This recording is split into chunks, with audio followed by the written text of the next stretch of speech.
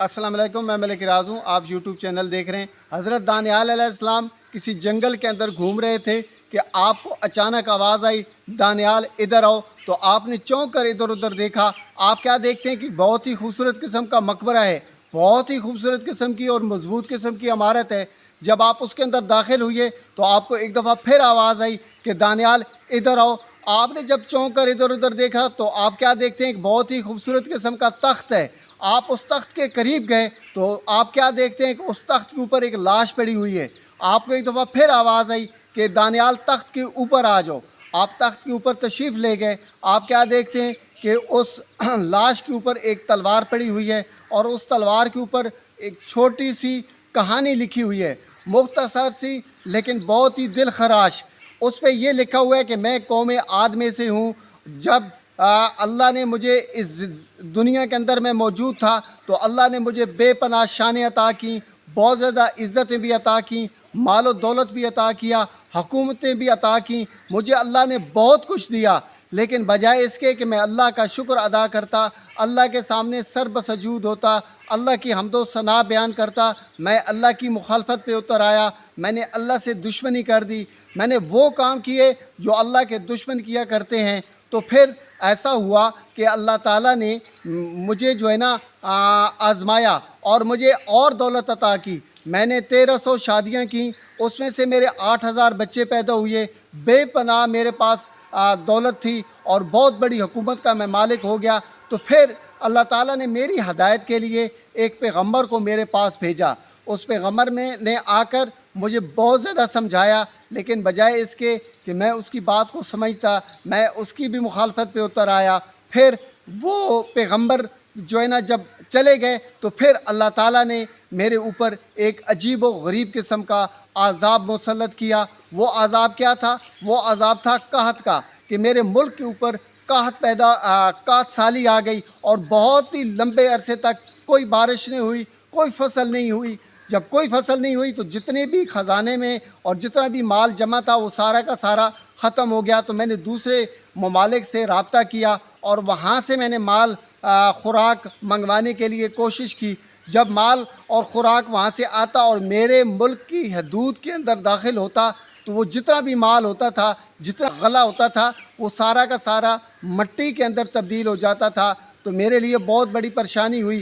फिर ऐसा हुआ कि आहिस्ता आहिस्ता लोग मुझे छोड़ना शुरू हो गए। वो जो लोग मेरे बहुत ज़्यादा ताबेदार थे, जो मुझे सलूट किया करते थे और जो मेरे आगे पीछे फिरा करते थे, वो सारे के सारे रफू चक्कर हो गए, सारे के सारे चले गए।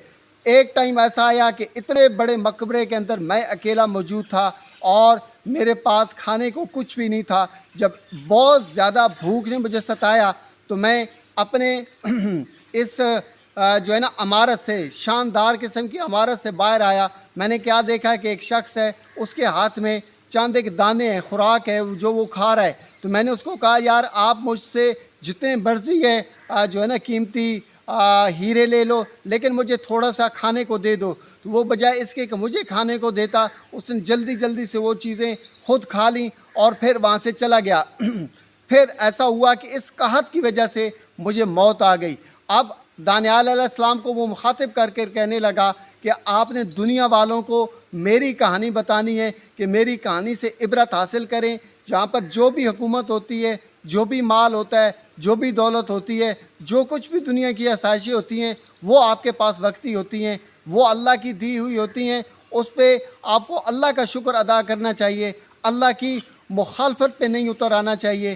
तो ये मेरी वीडियो बनाने का मकसद भी ये है कि अल्लाह करे ये मेरी वीडियो ऐसे लोगों तक पहुंच जाए जो आज अपने आप को सब कुछ समझते हैं। वो समझते हैं कि गरीबों का खून भी हमारे ऊपर हलाल है, उनका माल भी हमारे ऊपर हलाल है, उनकी इज़्ज़त भी हमारे ऊपर हलाल है और वो सारे के सारे हमारी नस्लों के ग़ुलाम हैं, हम उनके ऊपर हुकूमत करने वाले हैं। तो ऐसा भाई हरगिज़ हरगिज़ नहीं है, ये आपकी गलत फहमी है। लोग 1300 साल हुकूमत करने के बावजूद भी ये बात हमें बता रहे हैं कि ये सारा कुछ हमेशा रहने वाला नहीं है। हमेशा रहने वाला अल्लाह है और उसका पाक महबूब है। अगर आपने होश के नाखन न लिए और इसी तरह से जुल्म व सितम हमारे इस प्यारे मुल्क और इस प्यारे मुआशरे के ऊपर होता रहा तो एक वक्त आने वाला है कि आपको अल्लाह को जवाब देना होगा, अल्लाह की बारगाह में आप हाज़िर होना होगा اور وہاں پر جواب دینا بہت ہی مشکل ہے۔ اللہ اس وقت تک آپ کو اپنے سامنے سے نہیں ہٹنے دے گا جب تک تمام غریبوں کے جو آپ نے مال لوٹا ہوا ہے اور جو آپ نے ان کے حقوق کو پامال کیا ہوا ہے، جو آپ نے ان کی عزتیں خراب کی ہوئی ہیں، جب تک حساب آپ سے نہ لے۔ اس لیے ہوش کے ناخن لیں اور ہمارے اس پیارے معاشرے کو، اس پیارے ملک کو سدھارنے کی کوشش کریں۔